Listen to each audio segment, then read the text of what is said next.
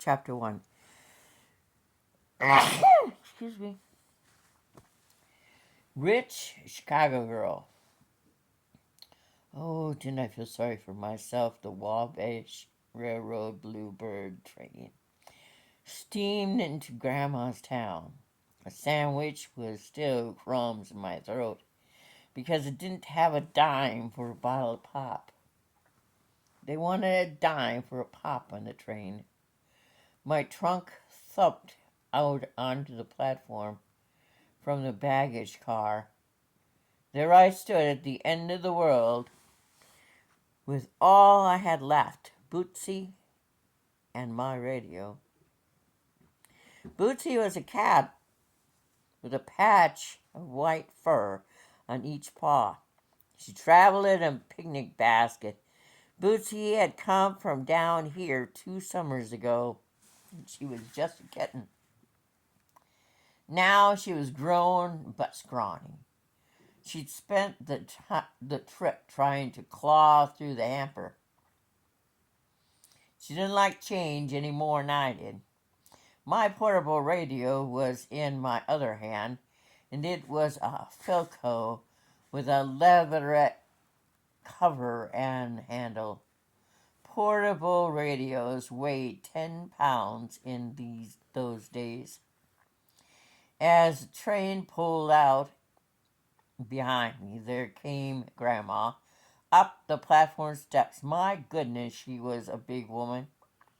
I'd forgotten and taller still, with her spidery old umbrella held up to keep off the sun and the spidery sun of the high noon. A fan of white hair escaped the big bun on the back of her head. She drew nearer till she blotted out the day. You couldn't call her a welcome woman, and there wasn't a hug in her. She didn't put out her arms, so I had nothing to run into. Nobody had told Grandma about skirts, that skirts were shorter this year. Her skit tails brushed her shoes. I recognized the dress. It was the one she put on in hot weather to walk uptown in. Though I was 2 years older, 2 years taller than last time, she wasn't one for personal comments. Picnic hamper quivered, and she noticed. "What's in there?" "Bootsy," I said, "my cat." "Oh boy," Grandma said. "Another mouth to feed," her lips pleaded. "And what's that thing?" She nodded. In my other hand, my radio. But it was more than a radio to me. It was my last touch of the world.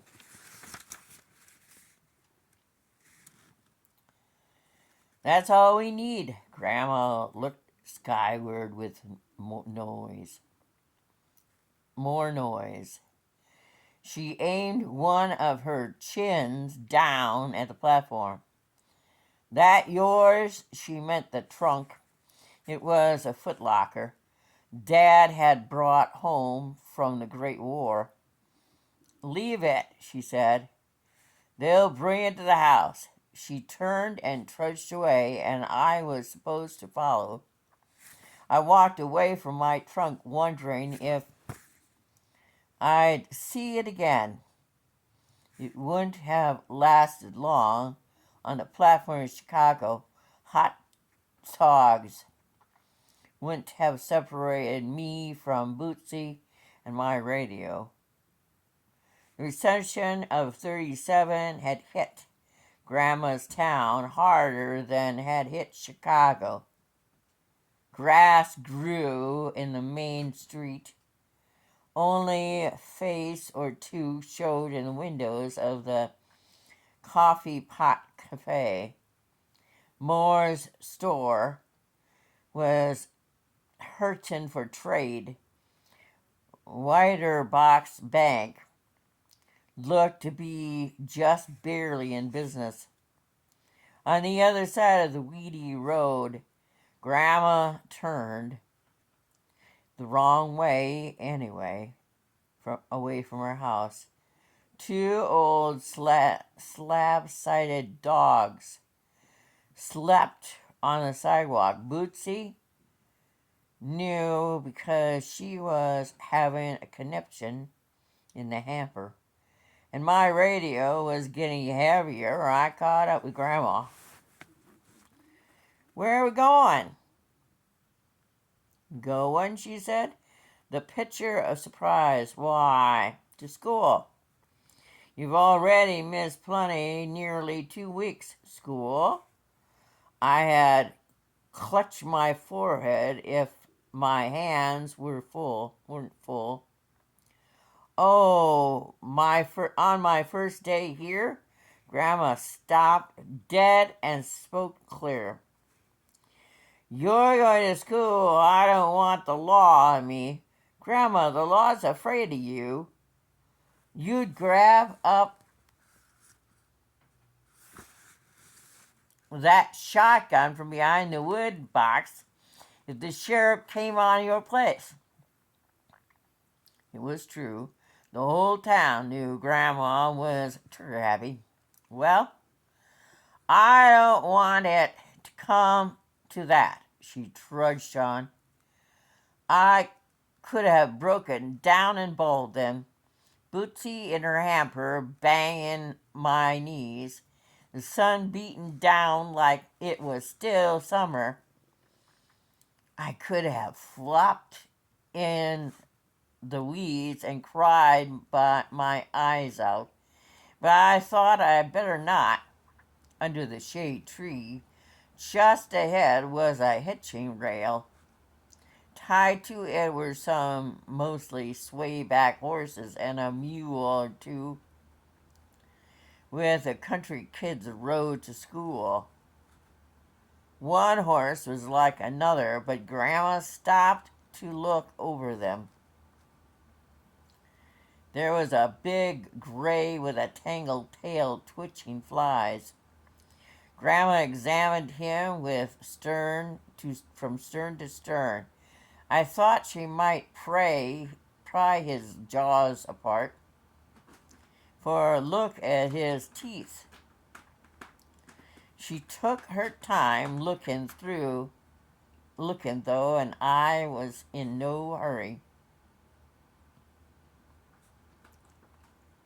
Then she went across the yard to the school. It was a wooden sided with a bell tower. I sighed. On either side of the school was an outdoor privy, one side for boys and the other for girls, labeled and pump. Grandma slowed again as the bell tower rose above her. She'd never been to high school. She'd been expelled from a one-room schoolhouse long before 8th grade. I happen to know that for sure.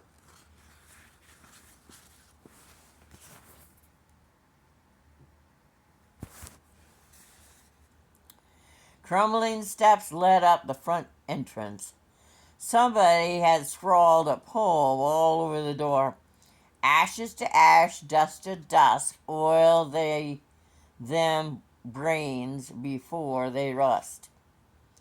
Step led down to the basement under the front stoops. Grandma went down there, closing her umbrella. The basement was one big room. The basketball hoop hung at either end, and it didn't look like a gym to me. Smelled like one, though. Tall, hollow cheeked.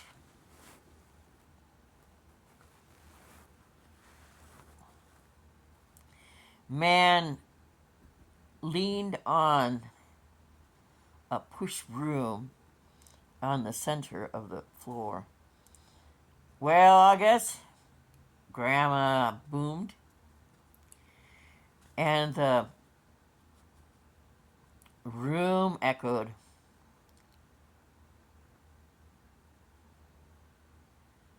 I woke him up, and when he saw Grandma,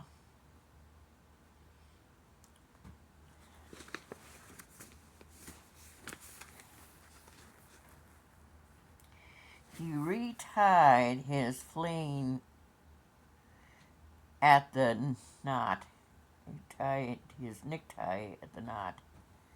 I brought the girl to be enrolled, Grandma declared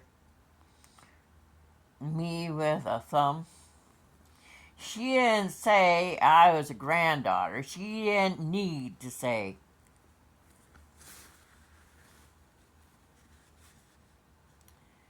I stood there 15 trying to die of shame. Grandma didn't understand about high school, and she was trying to get the janitor to enroll me. But I had it all wrong. They'd freed the jailer. They fired the janitor when times got hard. August, Mr. Fluke, was the principal, which made him the coach, too. And he taught shop to the boys and swept up. Well, Miss Dow, the principal said, can this girl read and cipher? Even I saw he was pulling Grandma's leg, which never worked. Good enough to get by in a school like this, she replied. Mr. Fluke turned to me. Marry us, is it? Down from Chicago? Everybody in this town knew everything about you. They knew things that hadn't even happened yet. What grade do you have? They have you in up there? Would have been 10th, I mumbled. Sophomore. Let's call that junior year. Down there, Mr. Fluke said.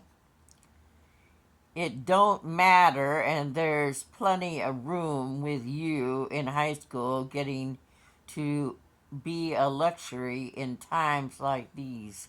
So many boys have dropped out entirely.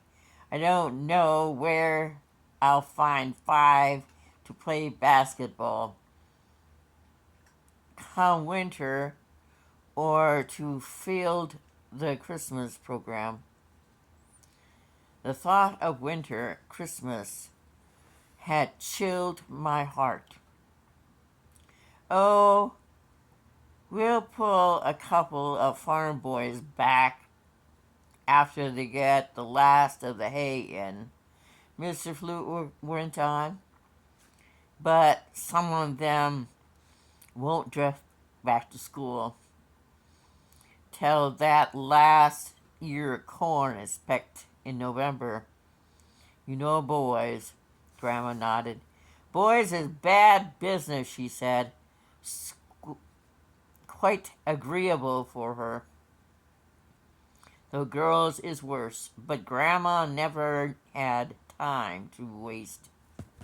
Visiting shortly, Mr. Fluke was sending us up to Miss Butler's.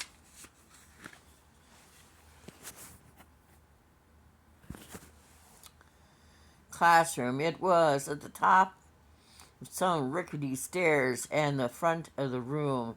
Miss Butler was reading aloud. For never was a story of more woe than this of Juliet and her Romeo. Oh, woe, Shakespeare, even here.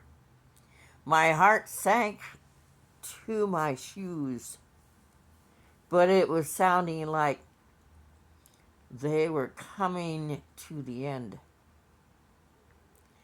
From out of the hall, Grandma and I saw that The students sat two by two in old-timey double desk. One girl sat alone. Grandma nudged me. See that big girl with the dirty hair? You couldn't miss her. Who is that? One of the Burdick girls, Mildred. Mildew. Ah, I think. They're kin of their ear banks. Steer clear of her if you can. Watch your back if you can't. What's wrong with her? She's a Burdick. But Grandma was pushing me forward. Somehow she'd taken Bootsy and the radio out of my hands, and I teetered on the threshold when Grandma loomed up behind me. All three boys in her classroom threw up their hands and hollered, "Out! Don't shoot! We give up!" Which is the boy's idea of trying to be funny. I personally thought they ought to have more respect for the old lady, even if she was Grandma. Miss Butler saw us and clapped a hand against her mouth, her bosom. "Oh, hark," she said. "It's Miss Dowell and Mary Alice Dowell," I said in a wobbly voice. I'm enrolled. "Well, how nice," Miss Butler said, avoiding Grandma's eye. "Boys and girls, this is Mary Alice Dowell. Come down from Chicago, I guess. Times are hard up there, too." There was absolutely no privacy in town like this. She saw how hard Grandma had to work to keep people's noses out of her business. I looked back at her, and she was gone. Mary Alice's horny.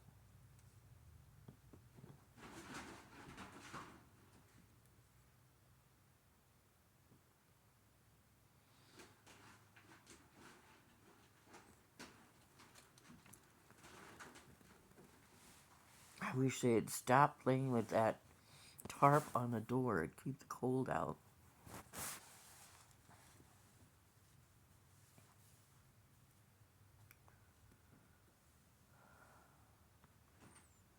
"Mary Elsie, honey," Miss Butler was saying, "you can share with Mildred Burdick until we find you some school books. Mildred move over here and make Mary Elsie welcome." The day went straight downhill from there. Mildred Murdoch took up more than her share of the seat, and she didn't look any better up close. Well, Miss Murdoch bustled up the blackboard. Mildred looked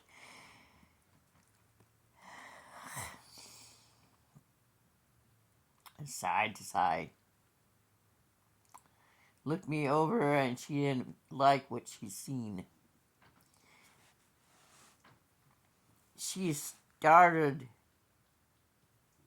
with the top of her head.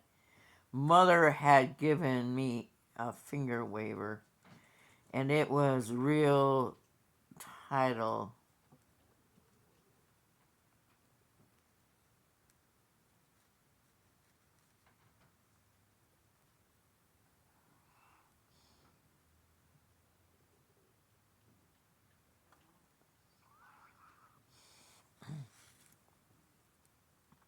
Mildred Burdick took up more than her share.